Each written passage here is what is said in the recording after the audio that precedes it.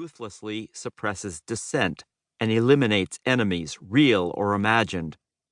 It is also the story of how a leader can wipe out any semblance of the freedoms that many Americans and people in other democracies may take for granted today, including free speech, the freedom to worship or not, and the freedom of the press. Each of the 5 men discussed in this book, Benito Mussolini of Italy, Germany's Adolf Hitler, Joseph Stalin of the Soviet Union, China's Mao Zedong, and Saddam Hussein of Iraq, were responsible for genocidal crimes against humanity with unthinkable numbers of victims. Stalin killed millions of people well before World War II began in 1939.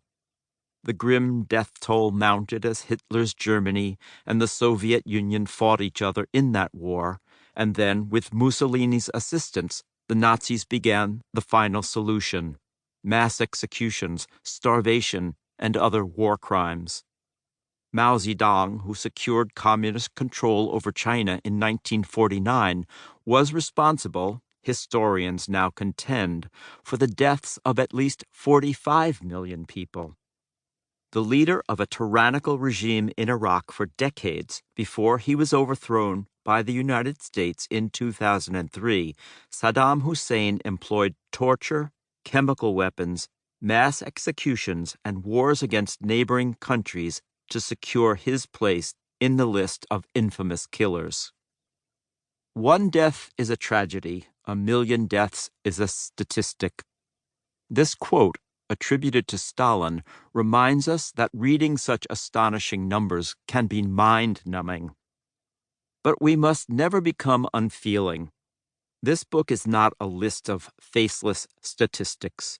Neither is it an encyclopedia of the worst atrocities of fascism, Nazism, communism, and other isms. It is a collection of portraits of men who caused unthinkable death and destruction.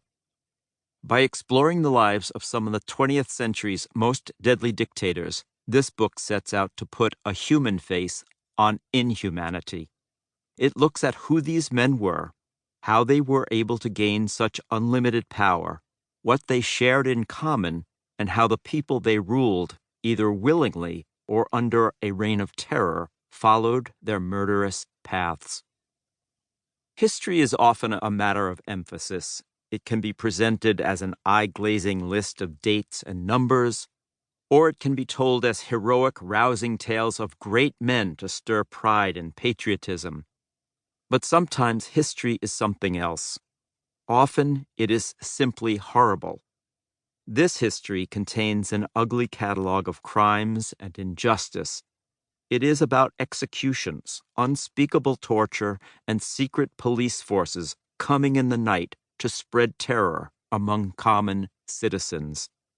It is about genocide. Many visitors to the U.S. Holocaust Memorial Museum in Washington, D.C. are brought to tears by a display of shoes. Each victim of this mass murder was a person, and these shoes belong to some of the millions of people who were consigned to death in the Nazi gas chambers and labor camps. These shoes remind us that history is about people, real, ordinary people. Strongmen, then, is a human story, the story of real people doing terrible things to other people.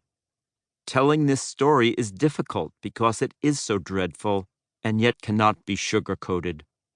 There is no way to adequately discuss the countless deaths and horrific misery these leaders left in their wake without laying bare the specific horror of their crimes against humanity.